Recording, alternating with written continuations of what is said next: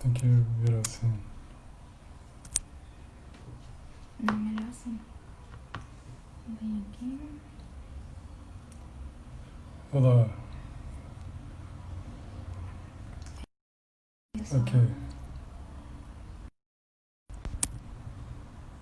Diogo, espera aparecer.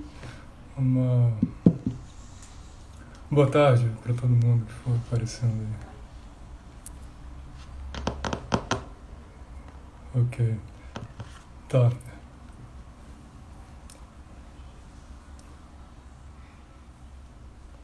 Olá pessoal. Ok, antes do, acho que do Júlio aparecer, talvez a gente pudesse ir falando um pouco. Ah, bem, esse projeto Yoga na Federal, ah, ele tem uma função, eu acho muito importante falar isso desde o início, que é uma função educativa, pedagógica. É um projeto que está inserido na universidade pública, na Universidade Federal de Pernambuco, aqui no Recife. Sejam todos bem-vindos. Quando a gente está pensando num projeto educativo, em certo sentido, a gente está querendo fomentar a comunidade, né? E a gente vai tentar explorar esse espaço para fomentar tanto o yoga quanto também essa comunidade acadêmica, né, em certo sentido.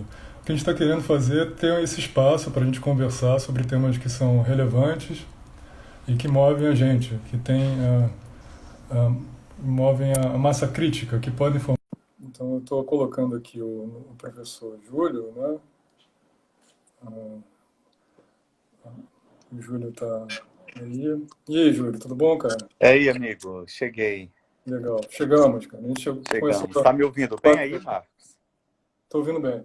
A gente começou Beleza. agora às 4 horas, como tem 1 hora, a gente pode cuidar desse momento, porque eu não gostaria de perder essa imensa chance, esse imenso Sua voz privilégio. está baixa, Marcos. Tá baixo? É. Deixa eu ver se é o meu aparelho aqui. Eu não sei como aumenta. Eu aumentei aqui o volume do meu, acho que agora ficou bom. Tá, Acho que era o tá meu que ouvindo estava baixo. direitinho? E agora, como é que tá? Beleza, beleza. Então tá bom. Então, Júlio, eu queria aproveitar esse tempo agora contigo também para pensar em várias coisas importantes. Eu já havia começado a falar aqui antes sobre o Yoga na Federal, né? Eu acho importante Uhum. contextualizar, né? Dar esse Claro. horizonte para a gente. O Yoga na Federal é esse projeto educativo, acho que é pedagógico, é importante para pensado dentro da universidade pública, pensado num contexto onde a gente está querendo fomentar a comunidade, a gente está querendo gerar esses espaços também, tanto de prática, mas também de conversa, onde a gente possa enfrentar temas importantes, relevantes, né? Em certo sentido, é o nosso dever também, como Claro. professores, tentar aumentar essa massa crítica, né? E colocar mais pessoas para pensar. Por exemplo, sistemas difíceis como diversidade e inclusão e o antirracismo agora, tentando usar esse meio para quebrar esse ciclo perverso de silenciamento e de invisibilidade dos negros, tanto na academia quanto no yoga, infelizmente, né? Então, antes de passar a palavra para você, eu gostaria de falar que esse projeto ele está no Instagram e agora e no YouTube, mas em verdade ele é um projeto presencial na universidade, né? É um projeto de extensão vinculado a mim, na Universidade Federal de Pernambuco e aqui no Recife. Ah, mas com o Covid, com a pandemia, com o isolamento social, não tem como continuar aulas presenciais e a gente migrou para o Instagram. Era para ser uma coisa local, assim, né? Para continuar mantendo os nossos alunos desse projeto de extensão praticando e com contato com o yoga. Mas foi crescendo de maneira orgânica, em contato com vários outros amigos e colaboradores em outros estados, de maneira que a gente já tem 100 postagens nos últimos 3 meses. Né? A gente tem se comprometido a fazer Maravilha, hein? postagens diárias para ajudar as pessoas nas suas práticas, né? Porque é um momento muito difícil para todo mundo, né? Então, eu fico muito orgulhoso, assim, que esse projeto tem uma certa capilaridade e está chegando em outros lugares também, né? Uma coisa que me deixou particularmente orgulhoso, eu estava conversando com a Rochelle a respeito disso, é que a gente tem 16 contribuições, 17 contribuições de vídeos, né, de praticantes de yoga, ah, do Ashtanga, de 7 estados diferentes do Brasil. Eu acho isso muito bom. Em 3 meses a gente cresceu organicamente em forma de rede, né? Em Muito legal. colaboração, cooperação com outras pessoas, né? E eu queria deixar muito claro, maximamente claro, que esse projeto está inserido dentro de um projeto maior, que é um projeto de defesa da universidade pública, ah, e da gente, numa tentativa da gente se apropriar e cuidar de lugares públicos, né? A gente começar a ocupar mais lugares públicos com inclusão e fomentando novas gerações de pessoas, né? Esses lugares públicos, como a universidade, têm que ser cuidados, eles devem ser de todos e para todos, né? Yoga para todos, com universidade para todos também.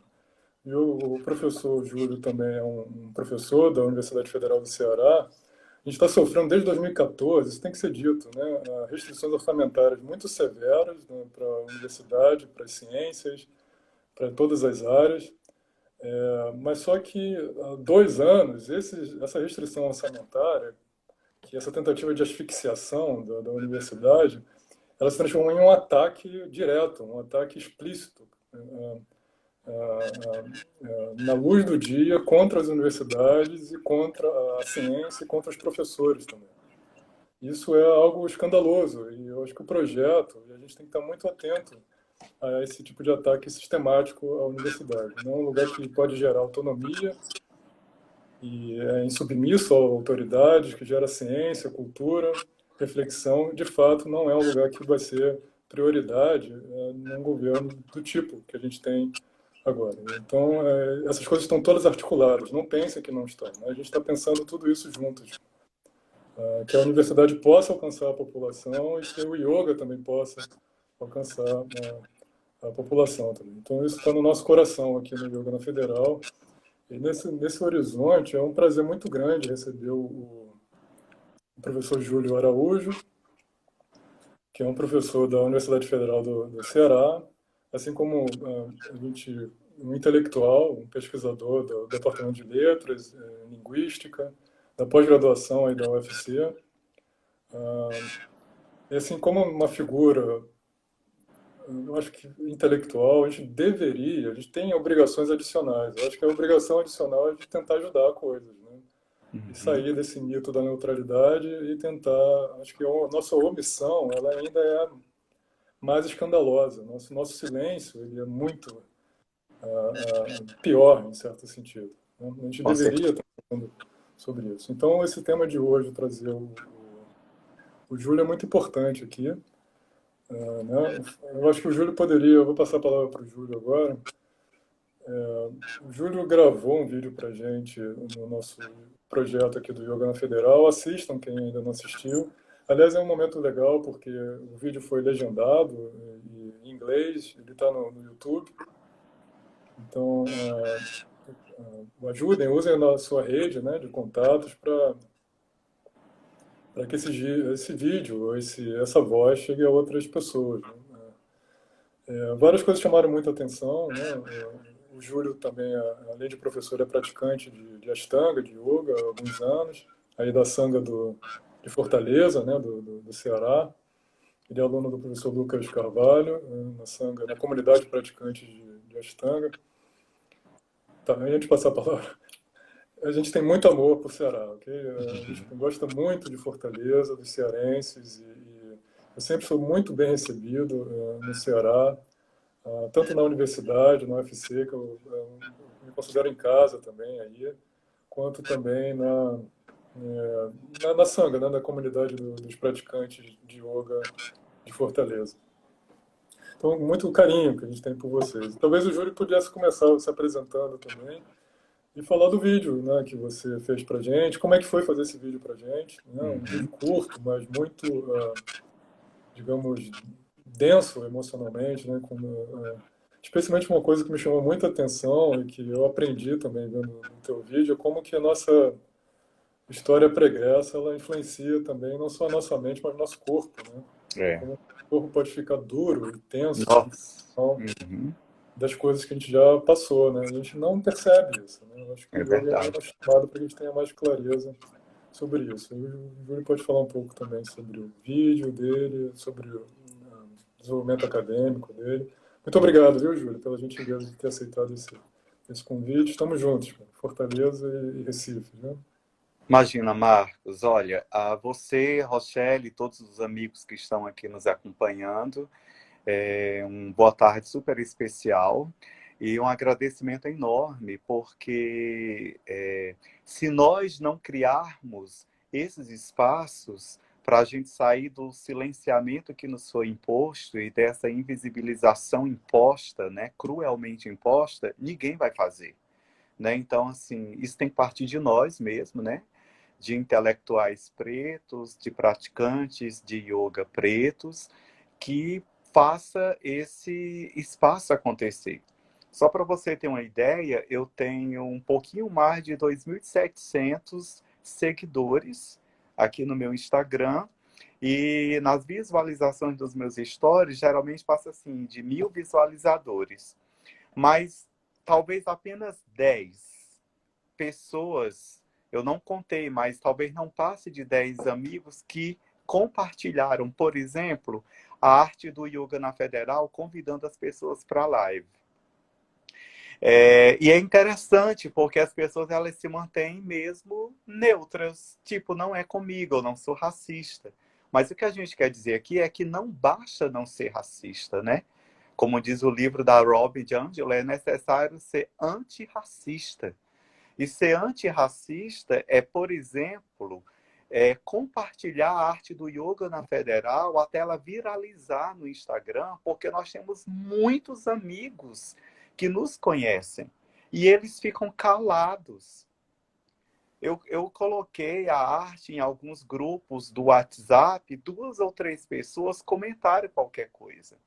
E a gente não está querendo aqui ser mimado, ser paparicado, não é isso. É porque a gente está diante de um racismo muito estrutural, muito cruel, e as pessoas elas estão simplesmente nessa letargia e continuam nos invisibilizando, né? Mesmo entre os praticantes de yoga, que viram a arte nos inúmeros grupos de WhatsApp que eu passei,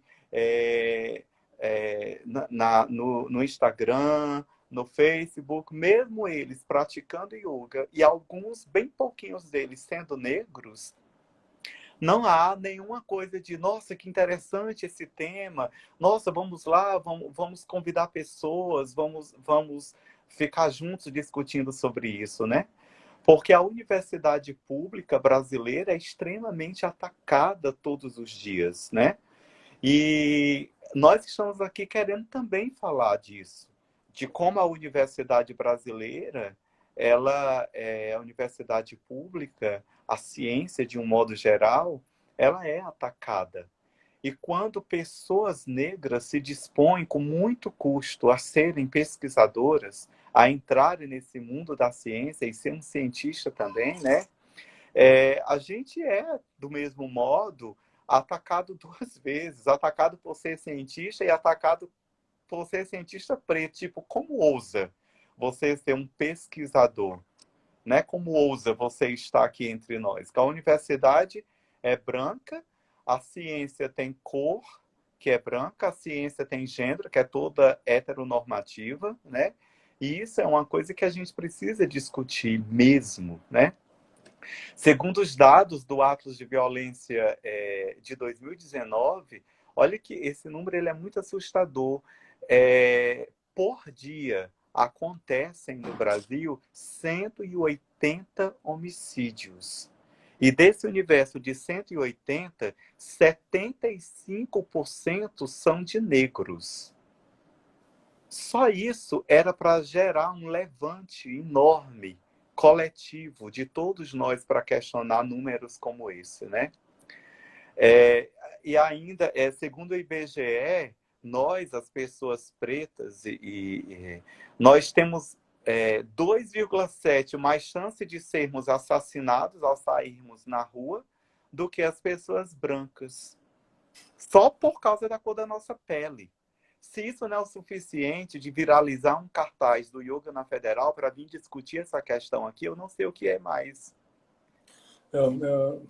Acho que esse ponto de um levante, essas estatísticas são muito, de fato, muito duras, assim, né? A gente fica muito triste a respeito disso. Mas eu acho que a nossa comunidade, em certo sentido, ela não está acostumada e é muito desconfortável. Acho que se é desconfortável para a gente vir aqui falar, também é desconfortável para muita gente pensar sobre esses temas, né? É desconfortável. Mas a gente, como praticantes de yoga e ashtangues, a gente se coloca em posturas desconfortáveis diariamente, né? Todos os A dias. gente não se coloca 6 vezes por semana em uma postura desconfortável em função de fazer posturas muito difíceis ou ficar tirando foto muito espetaculares com cenários deslumbrantes. Eu acho que não é essa a nossa motivação para praticar yoga, né? Acho que a gente está Exatamente. querendo a transformação, né?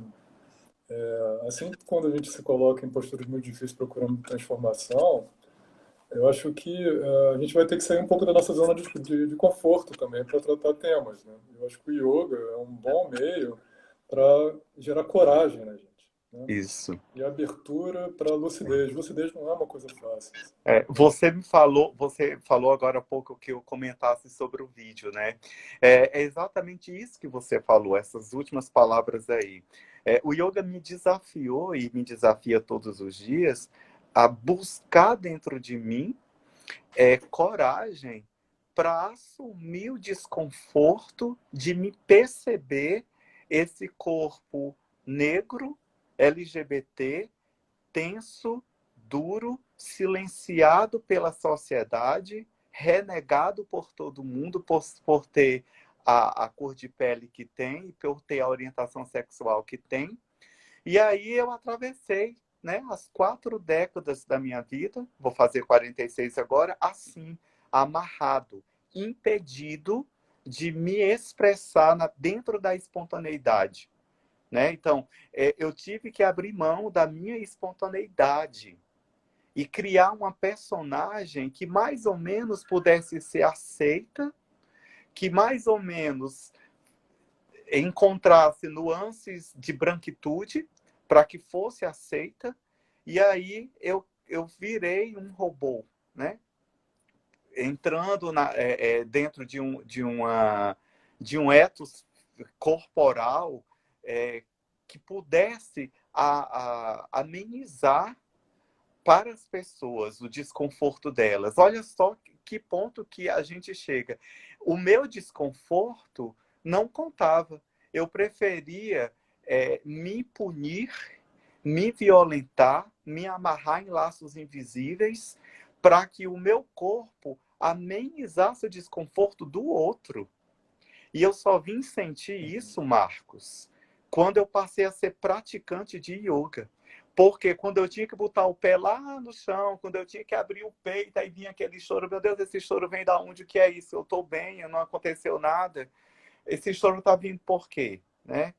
E aí eu fui vendo, né, a história desse corpo. A minha história está narrada no corpo, né? Todos os encurtamentos, eles têm uma narrativa no corpo duro, tenso, amarrado, né? De samskara, né? Os samskara, essas impressões do nosso corpo, a história do nosso corpo. Isso, exatamente.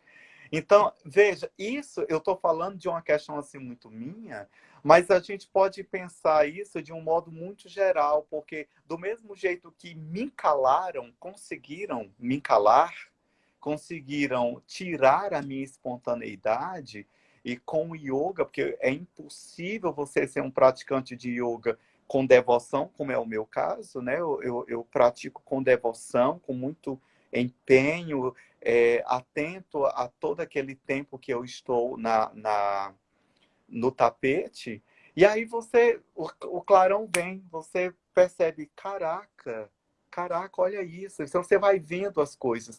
Mas esse silenciamento, ele é imposto de diversas maneiras, matando as pessoas, né? Como eu, por exemplo, sobre essa comunidade LGBT, da qual eu também participo, olha que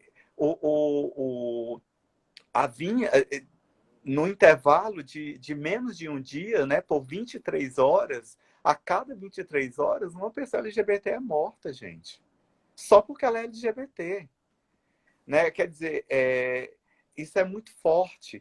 E isso ainda tem mais uma coisa importante. Naquele PNB Online, né, com aquele site preto no branco, eles colocaram lá que o número de crimes contra LGBT cresce mais de 100% em 2020, ou seja, agora, nesse ano que nós estamos, né? Um fomento à violência, né?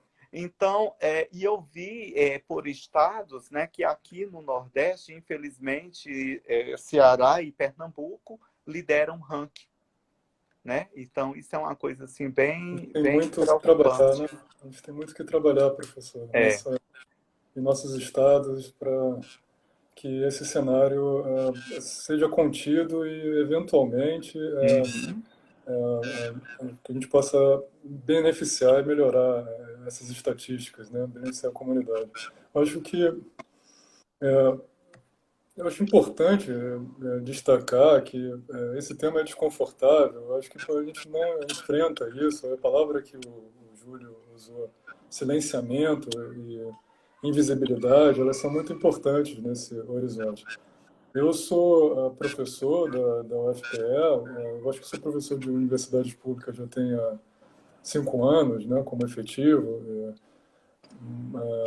E eu não me sinto à vontade de falar sobre negritude. Assim, eu me sinto desconfortável. Eu não, e imagina alguém que tem outras dificuldades e não está num lugar privilegiado, e, digamos, acadêmico, que deveria ser mais tolerante como eu, né? Então, acho que a gente está fazendo um bom papel, assim, Uhum.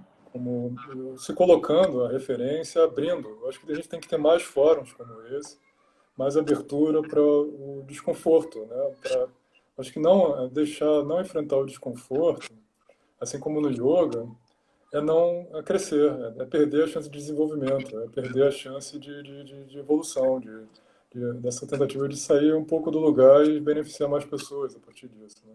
A gente tem no Brasil essa narrativa criada de democracia racial, esse mito de uma raça única brasileiro aqui, mas se a gente chegar e ver os números da Covid, por exemplo, você vê que não tem tanta, tem uma certa discrepância ali, né? Os negros, eles são, de certa maneira, metade da população, negros e pretos e pardos, né? É esquisito chamar isso de pardos, né? Mas se você for a presídios e favelas, você não vai ver essa razão de metade, metade, né? E se você for numa pós-graduação, numa universidade, em congressos científicos, você não vai ver metade, metade, certamente não. Exatamente. Tem Isso, alguma coisa errada nisso. Isso vai ter que ser isso adressado, né? Isso vai ter que ser é. falado, né? Onde é que está a diversidade racial? Onde é que está essa raça única? Onde é que o Brasil é uma democracia racial? É. Né? Então, vale Isso é notar que importante, Marcos, porque algumas pessoas, elas não falam nem por mal, mas é porque o racismo é tão estrutural que elas não percebem que quando elas falam assim, mas não era nem para falar de raça, porque nós somos a raça humana. Ou quando elas dizem, não existem cor, todo mundo é filho de Deus, né? Mas é olha, maléfico. isso aí mostra como as pessoas estão engolidas pelo racismo estrutural e elas não percebem, né? Elas não percebem de modo algum. Quando o IBGE divulgou os resultados daquela pesquisa sobre as desigualdades sociais por cor e por raça, né, no Brasil, e que a gente celebrou que pela primeira vez na história brasileira inteira, né, em 2018 isso, o total de matrícula nas instituições de ensino superior apontou os 50,3% de pessoas negras, pardas, né? Então, passou. Isso é um sinal de melhoramento das políticas públicas que nós tínhamos antes, mas que foram cortadas, silenciadas, né, por todo esse atraso que a gente teve. Agora, mesmo que 50,3% de matrículas indicando pessoas negras na universidade, a gente ainda precisa falar sobre aquilo que o professor Boaventura de Sousa Santos, de Portugal, fala sobre o epistemicídio, né? Porque o acesso de alunos negros às universidades cresceu nos últimos anos. A gente não pode negar, e isso é um motivo de celebração. Mas pesquisadores ainda enfrentam muitas dificuldades para se destacar no universo científico. É como você diz, você vai a um congresso internacional da sua área ou da minha, e eu vejo poucos colegas negros com lugar de fala de conferencista de abertura, de uma mesa de comunicação. Nós estamos lá, mas para fazer comunicações isoladas, né? Então, assim, eu gosto desse conceito de epistemicídio do professor Boaventura, porque ele fala dessa destruição dos conhecimentos e das tradições dos intelectuais pretos, né? Então, os sinais do racismo epistêmico aparecem dessa maneira, em não convidando os colegas para os grandes eventos das áreas, não importa quão interessante seja a produção desses colegas, não importa o quão relevante tem sido a produção qualificada que esses colegas têm mantido. Você, como bolsista de produtividade do CNPq, você sabe o quanto a pressão em cima de nós é enorme para a gente produzir e publicar em revistas Qualis A1, internacionais e nacionais o tempo inteiro, publicar em outra língua, de preferência no inglês. É uma pressão enorme sobre nós, e o fato de sermos quem somos, né, professores negros, isso ainda é maior. E mesmo que você esteja lá com seu Lattes extremamente produtivo, é muito possível que num evento de importância para a área, você não seja lembrado, né? Outras pessoas sejam. Acho que esse ponto que você falou, ele tem várias facetas, né? Eu gostaria de explicitar pelo menos uma aqui. Acho que isso é uma coisa que me deixa triste, né? Eu venho pensando muito a respeito disso. Eu acho que está todo mundo pensando em relação ao menino Miguel aqui no Recife, ao João Pedro no Rio, e o Floyd lá. Acho que eu comecei a pensar muito mais sobre sobre a minha caminhada, o meu papel, e minha responsabilidade como intelectual, minha tentativa de ampliar um pouco esse debate e sair do meu silêncio próprio, meu silêncio autoimposto, né? Eu acho que a academia e o yoga, eles são lugares que, infelizmente, eles reproduzem esse racismo estrutural. Isso me deixa muito triste, porque eles deveriam ser os lugares de excelência, de resistência e de transformação, né? Verdade, Marcos. Os dois lugares, eles deveriam ser combinados, eles deveriam ser a nossa referência pessoal e na sociedade de resistência e transformação de pessoas. Não só indivíduos, mas como comunidades também, né? E essa ideia produtivista, quantitativa que a gente comprou na academia, e isso tem consequências, né?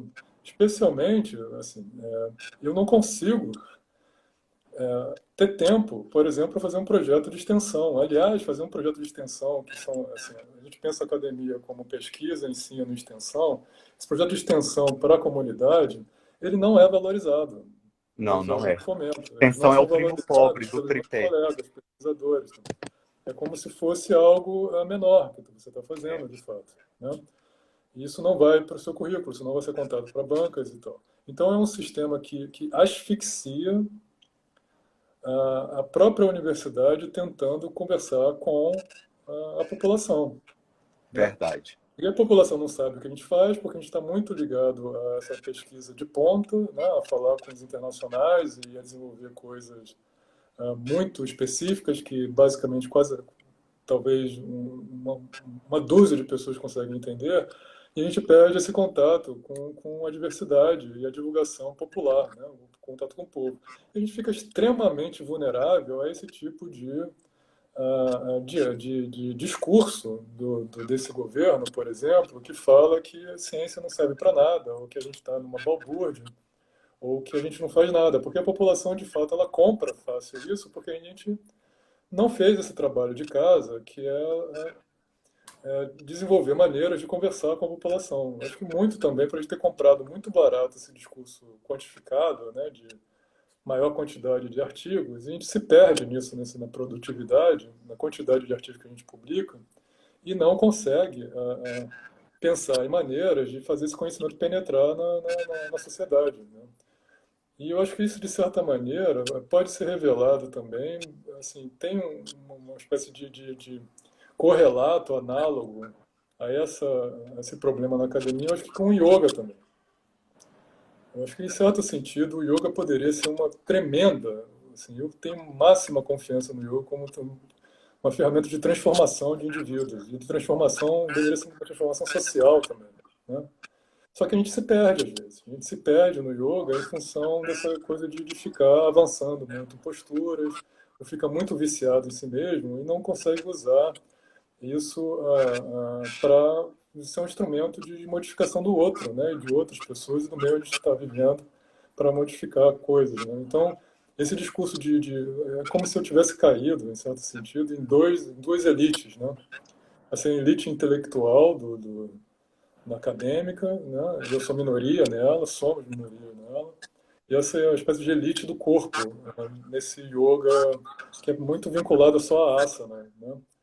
Onde você vai se desenvolvendo e fica muito individualmente se desenvolvendo e esquece o quanto isso pode ajudar com as devidas proporções o ambiente onde você está inserido, né? Então Exatamente. acho que é um momento, assim, é um momento onde nós temos que falar sobre isso, assim, né? Não Isso. silenciamento e usar a nossa voz como referência tanto na academia, articulada também com o yoga, como um instrumento de transformação de indivíduos e transformação de suas comunidades, assim. E perder um pouco esse ambiente de individualista, né, que foi digamos, montado em função de a gente não precisa comprar essa ideia dessa maneira tão barata que a gente compra, né? O que você acha disso? Eu achei isso fantástico e é assim mesmo. Eu digo para você, Marcos, e para todas as pessoas que estão conosco agora, que essa voz que se ergue hoje para combater o racismo estrutural e as perseguições à comunidade LGBT, ela é tão recente quanto a minha experiência com o yoga. Porque foi justamente em função do yoga que eu me percebi preto, por incrível que pareça. Foi justamente em função da minha prática, sobretudo de Ashtanga, porque o Ashtanga é um divisor de águas assim na minha vida, né? Porque eu tinha a experiência com o Hatha Yoga e foi maravilhosa. Escrevi até um pequeno livro contando sobre os ganhos que eu tive com o Hatha Yoga. Mas o Ashtanga, por ser um compromisso que eu assumi comigo, né, e com o meu professor que me acompanha com muita atenção, que é o Lucas, eu tenho esse compromisso, todos os dias. Então, foi impossível eu não olhar para mim. E quando eu olhei para mim, quem foi que eu vi? Eu vi a pessoa preta, calada, tensa, dura, que não conseguia fazer as posturas, e eu tinha que fazer um trabalho enorme de paciência. Então, sair dessa zona de conforto que eu estava, né, e aceitar entrar nessa zona de completamente desconfortável, foi que me fez ver quem sou eu. Que história é essa que o meu corpo está me contando, né? Que dor é essa que o corpo está dizendo, né? O que é que está por detrás disso? Então, eu acho que você está muito certo. O yoga, ele é um espaço de profunda transformação humana e não dá para separar yoga de política. Né? Quando eu falo de política, eu falo no sentido filosófico do termo. Né? É uma tomada de partido, é ocupar um lugar de fala. Eu lembro muito de um texto que eu citei no meu livro, Yoga Mando-me, do Tales Nunes. Né? O Tales, eu leio o Tales desde de 2013.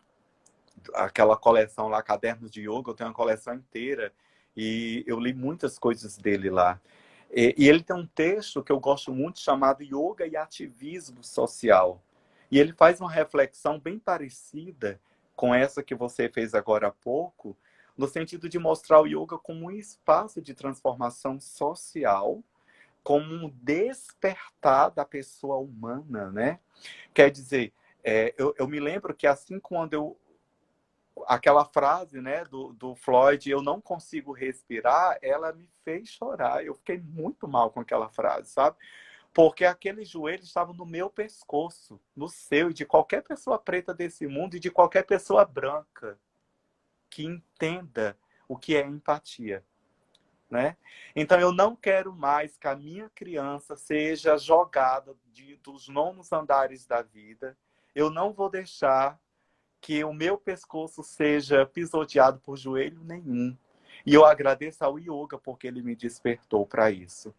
Quando eu comecei a postar coisas assim, uma colega foi no meu direct do Instagram e disse assim: eu tô com saudade do Julinho Namastê, deixa de ser militante, seja só o praticante. E esse Julinho Namastê, ela escreveu entre aspas e o J minúsculo. E eu fiquei tão chocado com isso, sabe? De a pessoa achar que o tapetinho é um espaço místico, de que você entra numa zona mística e que você se desconecta de um mundo real. E que é o mundo real?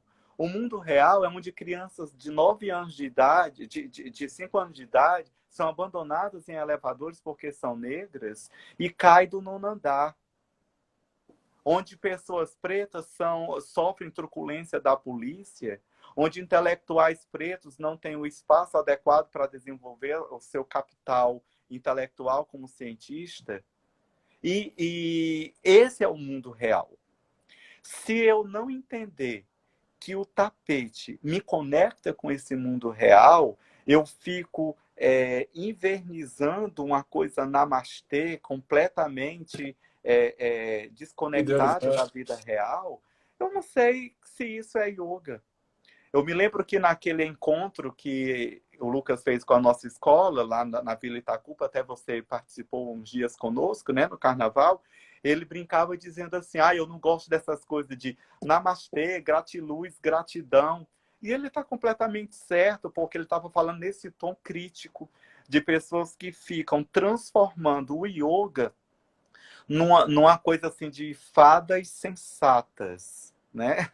De pessoas que se santificaram, né? Que estão num verniz muito místico. E não é isso. Então, eu acredito... Certamente não. Eu acho que a gente tem uma grande oportunidade histórica de sair e fechar esse ciclo perverso de silenciamento, né? Isso não é confortável, não é fácil, mas a gente tem que promover politicamente esses espaços públicos onde a gente possa falar sobre isso, né? Sair do silêncio, escutar um pouco, trazer lucidez para isso, sem ressentimento, sem agressão, sem violência, e tentar pensar juntos maneira de transformação desse quadro, dessa desproporcionalidade, dessa falta de representatividade de negros, de minorias em lugares de tomada de poder também, né? Isso só vai reforçando estereótipos e essa incrível, escandalosa, vexatória desigualdade na qual a gente vive. Isso não pode ser naturalizado. Isso De tem uma modo... história, isso tem uma história longa, de lutas e de mortes e que não pode ser silenciada. Isso não é um fenômeno natural, como a chuva é um fenômeno natural, ou quanto, digamos, a seca em alguns lugares são fenômenos naturais. O racismo não é um fenômeno natural, isso tem que ser combatido, né? Isso tem que ser... Como é que a gente combate isso, né? Eu acho que é um momento histórico para a gente poder pensar. Não é algo fácil, é algo que, se nós intelectuais, ou se nós praticantes de yoga, nós não fizermos isso, quem é que vai fazer isso? Okay? Se nós somos as pessoas que estão fomentando transformação na gente diariamente com as nossas práticas, que outra pessoa faria isso, né? Eu acho muito importante que a gente consiga transformar esses likes, né? Essas palavras bonitas em redes sociais, esses hashtags, em ações, né? Sim. Isso é o nosso desafio, né? Eu acho que as pessoas que estão ouvindo agora e participando, eu não tenho uma resposta para isso, ok? Eu não tenho uma resposta para isso. Acho que o yoga ensina para mim é tentar fazer o meu localmente, assim, é tentar melhorar as minhas relações. Melhorando as minhas relações, essas coisas em volta vão melhorando, eu acho. Acho que é uma espécie de revolução de uma pessoa só. Você tenta começar por você e transformando o mundo em volta de você, como são as suas relações. Como você disse, não basta ser não racista, isso não é suficiente mais, ok? Você tem que ser antirracista. Você tem que ver como que você pode, branco também, certamente, ver como que nós somos privilegiados e como ter consciência de nossos privilégios já é um bom primeiro passo. E fomentar e escutar, ok? Começar a escutar mais. Eu acho que esses likes no Instagram eles têm que ser modificados.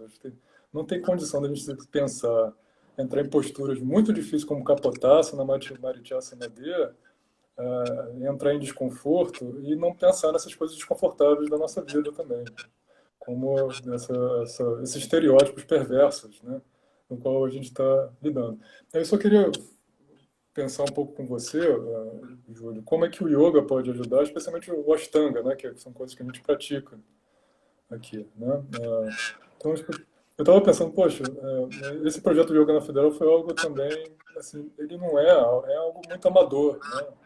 Eu não tenho experiência com ativismo, acho que a nossa comunidade não tem experiência com ativismo, porque ela comprou muito barato também essa ideia de yoga neutro, né? Yoga é político. A Ahimsa é uma categoria política. Com certeza. A gente deveria pensar no yoga não só nesses professores muito avançados fazendo coisas absurdas com o corpo, né? Contorcionismo. A gente também deve pensar em yoga também como Mahatma Gandhi. Mahatma Gandhi é um yogi. Ele está ativamente modificando o meio em volta dele com não violência, que é uma categoria própria do yoga. Isso tem que ser lembrado. Menos asana e mais transformação. Assim. Se você está fazendo só asana para colocar no Instagram, tem alguma coisa errada nisso. Okay? Exatamente. Tem eu acho que o Ashtanga, assim, várias modalidades de yoga, mas o Ashtanga ele tem algo muito estruturado. Isso é interessante, tá? Porque ele vai fomentando a disciplina, né, com aquela estrutura própria das séries dele. Isso chama a nossa atenção. Pessoas que são mais metódicas e gostam de autonomia, não daquela coisa muito viciada na figura de um professor, passando postura. Para a gente isso é interessante. Mas apesar dele ser estruturado, ele também permite criatividade. Você pode ter um certo improviso, né? Mas conhecendo as regras, você pode modificar as regras, eventualmente até quebrar, né? Mas você tem que conhecer as regras e praticar as regras com disciplina, estruturado. Ele também fomenta responsabilidade, porque você tem que assumir responsabilidade pela sua prática, ok? Exato. Você vai ter que começar a ver a sua alimentação, você vai ter que começar a ver as suas relações, você vai ter que começar a ver o que você come, aquilo com quem você fala, o que você fala. Senão não tem prática no outro dia. Eu acho isso interessante. O corpo vai reclamar, a sua mente vai reclamar. Então você começa a ter empoderamento, responsabilidade, coragem e força. Isso te dá transformação e uma possibilidade de resistência, ok? Você não precisa cair em qualquer estímulo ou qualquer provocação externa a você. Eu acho que o desperto, né, aquilo que desperta em você com a Ashtanga também me desperta também. Eu acho que não é à toa que foi num momento duro, meu, difícil, onde eu estava pensando em coisa Estava sofrendo muito, eu praticava sozinho também, sem professor. em Maceió, eu vivia de workshops, mas tem a coisa dos backbends, das retroflexões muito intensas para trás. E foi naquele momento ali que eu pensei, pô, assim, eu vou parar de reclamar, que eu não tenho professor. Eu estava em Maceió naquele momento, e vou parar de reclamar que eu não tenho sangha, que eu não tenho comunidade. E aí acontece o milagre do yoga, do empoderamento, que é eu vou agora tentar ser professor de outras pessoas, eu vou tentar fazer a minha comunidade aqui, eu vou tentar fomentar a comunidade em volta. Para de reclamar sobre isso e tenta fazer o teu, ok? Eu acho que esse tipo de empoderamento, esse tipo de transformação é o yoga. Não são asanas bonitos que você coloca no Instagram também, ok? É bonito e tal, tem seu papel. Mas eu acho que isso é algo que pode ser usado nesse tipo de relação entre yoga, transformação e academia. Eu repito isso. São dois meios que reproduzem, infelizmente, o racismo estrutural desse país, a desigualdade perversa que acontece nesse país, mas são dois meios com extremo potencial de transformação. Ok? Eu acho que a gente ainda está usando mal isso. A gente deveria poder usar melhor esse instrumento de transformação. Academia, universidade para todos e yoga para todos também. Perfeito, perfeito. E foi muito legal essa sua sacação de perceber, né? Para de reclamar e vai você fazer. Porque eu acho que isso fez você semear sementes muito importantes, né? E albergadas nessas sementes estavam tantas pessoas que foram atraídas pelo Ashtanga depois da sua iniciativa. Você disse que não tem muitas respostas, mas as suas melhores respostas têm sido fazer esse tipo de coisa, por exemplo, em Maceió e depois na UFPE. Olha, projetos como o que você desenvolve na universidade, Marcos, eu sei que você sabe disso, mas eu gostaria de dar um realce a isso, são de extrema importância, porque eles podem salvar verdadeiramente muitas vidas, né? Porque o yoga, ele é uma transformação muito grande e não tem nada mais importante, eu tiro por mim, do que um estudante, um praticante de yoga que olha para frente e vê no seu professor um praticante também. Um praticante devotado, sério, disciplinado Um também. aluno também, né? Um aluno Isso, também. Eu, professor, isso, como um estudante, como um aluno, né? isso, exatamente. Porque, assim, o que me sustenta muito, por exemplo, na minha escola aqui, no Ashtanga Yoga Fortaleza, é olhar para o Lucas, para a Sasha, porque eles estão ali todos os dias comprometidos com a prática, né? E no que essa prática vai fazer, o que essa prática vai reverberar na vida, né? Então, acolher um monte de gente, cada um diferente naquele shala, né? E não só ser uma coisa mercantilizada, assim. Não é só uma coisa de final do mês pagou, né? Toda hora você recebe uma mensagem, como é que você está, te acompanhando, te orientando para a vida, né? Então, se você imaginar pessoas que não podem pagar uma escola, como a gente pode, mas elas na universidade, graças ao tripé da extensão, né? Quer dizer, dessa parte do tripé, né? Ensino, pesquisa e extensão, graças à extensão, pessoas como essas terem a oportunidade de ter aula de Ashtanga Yoga com um professor que é aluno e praticante de Ashtanga Yoga, nossa, que maravilha e que bênção, né? E é inspirado em você, porque você é uma inspiração nisso e em tantas outras coisas, que eu vou desenvolver o projeto aqui na UFC. Nós falamos no telefone naquele dia e eu te contei, né? E eu falo aqui para as pessoas que estão na live conosco. Tão logo a pandemia passe e a gente possa se encontrar presencialmente, né, nos cenários da universidade, eu vou submeter um projeto de extensão e aqui ele vai ter o nome de Colorindo o Tapetinho, porque eu quero que ele abrace e acolha os estudantes da universidade que pertencem mais a essa comunidade de pessoas pretas, de pessoas LGBT, e que não possam pagar uma escola, né? E aí eu vou ver aonde isso vai dar, assim, Júlio, assim, uma conta vez na comigo, semana. conta com esse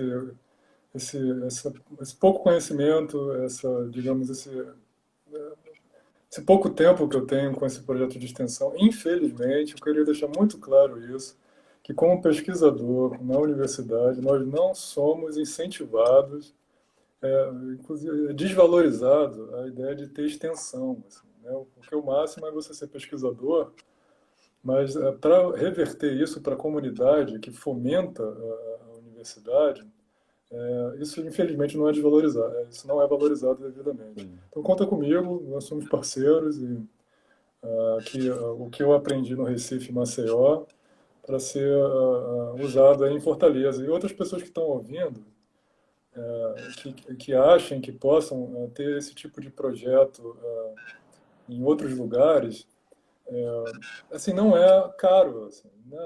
O yoga é algo muito barato, comparado com outras coisas. Você não tem nenhum equipamento especial, você não tem a exigência de uma roupa especial, você não precisa de um lugar estritamente muito especial. Precisa de um lugar limpo, tranquilo, onde você possa desempenhar, fazer os asanas e conversar com o professor. Sempre é muito importante ter um professor.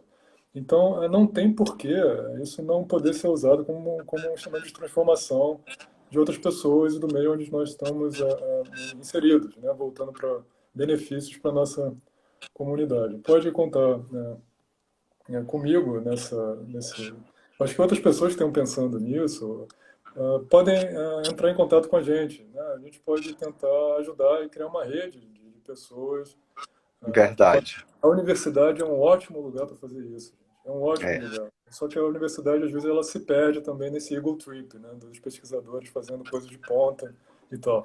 Mas é um lugar público, que deveria ser feito, pensado para a comunidade também, onde você tem salas, você poderia pedir assim, gratuitamente a sala, vincula com algum professor para oferecer isso para a comunidade. 2 horas da sua semana não vai fazer grande diferença, você não vai ficar mais pobre, pelo contrário, dando 2 horas da sua semana para a sua comunidade, ok? E todo mundo ganha com algo assim, né? Todo mundo ganha. Nossa, aqui eu fui beneficiado, eu te falei naquele dia que a gente conversou no telefone, Marcos, a professora Kelma, ela é da Faculdade de Educação, eu sou da Linguística, ela é da Faculdade de Educação, os nossos blocos são perto. E ela tem um projeto de extensão maravilhoso chamado Culturas de Paz. E dentro desse projetão tem várias linhas, né? Uma das linhas era justamente Yoga na FACED, que era Yoga na Faculdade de Educação. E aí eu fui aluno por 2 anos desse projeto, e a professora que guiava o projeto, maravilhoso, era a Priscila, que era até aluna do Lucas também, na escola Ashtanga Yoga Fortaleza. E a Priscila foi maravilhosa, foram 2 anos. E os relatos dos beneficiados por esse projeto mostram a relevância dele. Pessoas que estavam, sim, no último recurso da vida. Elas chegaram no yoga como assim, ó, essa é a última coisa que eu vou tentar para mim. Né? E elas floresceram intelectualmente, porque tinha lá estudantes de mestrado, de doutorado e de graduação completamente estressados, cansados, confusos, com a pressão que a universidade faz em cima da gente, que é um espaço também de pressão, não é? E aí eles tinham ali aquelas quase 2 horas, nas segundas e quartas à tarde, por 2 anos, né? Eles tinham esse espaço para praticar meditação, praticar yoga, descobrir os benefícios da prática. E aí a Priscila desenvolveu um doutorado sobre isso. Esse projeto se transformou na tese de doutorado dela. E se você ler a tese, eu vou mandar a tese dela para você ler. É Priscila impressionante. Aragão, né? É, isso. Eu conheci aí visitando o Shala do Lucas, Sim. os workshops. Maravilhosa, Priscila, extremamente comprometida, muito focada e assim, foi a primeira pessoa que me abriu o mundo assim do yoga, né? E sempre me incentivava muito a procurar o Lucas, a ir para a escola. Muito A bom. tese Eu acho dela é que, incrível porque mostra por os favor, me passem. ganhos. É. Por favor, me passe. Eu acho que eu acho muito importante a gente a parte positiva, eu acho que dessa live. Tem a parte negativa da gente né, denunciar essa, ou fazer se escutar, que a gente não vai tolerar, a gente não precisa ficar tolerando em silêncio essa, essa reprodução de estereótipos de negros e também de estereótipos de minorias e essa desigualdade, né, estrutural, tanto na academia quanto no yoga. Né? A parte positiva disso é que a gente pô, como é que a gente lida com elitismo, classicismo? E foi uma pergunta que foi feita, né, aqui. Rapaz, é muito difícil, ok? Eu não sei também como, mas eu estou pensando aqui é tentar vencer essa estrutura individualista na qual a gente se meteu. Acho que a gente tem que começar a pensar de maneira social, sim, e usar o yoga e a academia de maneira política, né? Se nós não usarmos, outras pessoas vão usar e vão passar por cima da gente, como a gente estão passando por cima da gente nesses últimos anos, ok? A gente vem perdendo, perdendo, perdendo. A gente tem que se reestruturar, pensar de maneira em rede, fomentando uns aos outros, ok? Pensar de maneira colaborativa, cooperativa, trocando experiências, sim, para dar esses passos para, acho que, restaurar uma espécie de tecido social que foi esgarçado e foi perdido nesse horizonte, ok? Acho isso muito importante. Então, eu estou vendo aqui o Ivan Nilson também falando sobre a experiência que ele tem no Rio Grande do Norte. Eu acho que a gente tem que montar uma rede. Eu acho que não é à toa que isso está acontecendo no Nordeste também, ok? Que tem no Recife, que tem em Fortaleza, que tem também em outras cidades ali no Rio Grande do Norte. Eu acho que a gente tem que montar uma rede, pensar, nós não estamos sozinhos, ok? Nós Isso. não estamos sozinhos, ok? Vamos sistematizar essa rede, de repente até Sistematizar, fazer pensar um juntos encontro. nessas alternativas. Talvez É, fazer uma espécie de cartilha, projeto, onde isso possa ser aplicado e replicado em outras cidades, ok? Parar com essa naturalização, ok? De achar que a gente sempre se sente mal, assim, no sentido de, pô, eu não pertenço ao yoga, eu não pertenço à academia, eu não me vejo representado aqui. É uma exato. balela, Uhum. ok? Não deveria ser dessa maneira, a gente não deveria aceitar isso dessa maneira. E tem que ter representatividade, ok? Assim, eu como professor negro, eu como professor da universidade, eu como praticante de yoga, eu fico muito feliz que o yoga me deu coragem de poder falar, ok? Eu não tinha coragem de falar sobre isso, eu fui silenciado, eu me silenciei, eu sempre fui muito agressivo em relação a isso, muito reativo em relação a isso. Isso tem um histórico, ok? Eu tinha que me defender o tempo todo em relação, eu não poderia errar, eu sempre tenho que fazer o dobro, né? Porque eu sou negro, não posso errar e sempre entregar muito mais do que eu entregava. Era para fazer uma maratona de 42 quilômetros, mas eu começava sempre no quilômetro menos 10, porque todo mundo tinha muito mais Uhum. vantagem do que eu. Então eu tive que focar muito até eu conseguir a posição que eu tenho hoje. Né? Mas aqui, publicamente, com o Júlio, com outros amigos, o silenciamento acabou. Eu gostaria agora de usar, né, o meu papel na Muito bom, universidade Marco. pública para defender a universidade pública e defender a transformar o yoga como um meio de transformação de pessoas. Então, a gente está em rede. Contem comigo, né, para fazer essa rede. Júlio, o Instagram está falando aqui que a gente só tem mais um minuto. Você Então tá bom. fala, termina aí em alguns 20 segundinhos para eu terminar aqui também. Eu agradeço a todos essa oportunidade e vamos montar essa rede. Eu acho que foi um momento muito bom esse nosso aqui hoje. Obrigado. Sim, Júlio. Você é muito bem-vindo, você é querido. Fortaleza é muito bem-vindo. A Sanga de Fortaleza também é muito bem-vindo a pensar isso. Outras sangas devem procurar. Fomentem isso. Fomentem esse espaço, fomentem um espaço público, né? Acolham esse tipo de espaço, cuidem desse espaço, cuidem da universidade pública, né? Cuidem dos seus professores também, não aceitem esse ataque aos professores, okay? Não tem condição de a gente aceitar algo assim, tá? E falem, o yoga não é neutro politicamente, usem como instrumento de transformação, a Isso academia é um mesmo. instrumento de transformação. Então a ideia é que a gente use esse Muito espaço obrigado. do Yoga na Federal Eu sou amador, eu sei muito pouco sobre ativismo na academia, mas eu conto com a ajuda de vocês para a gente poder usar esse espaço também, semanalmente, para se encontrar, para conversar sobre esses temas relevantes nossos.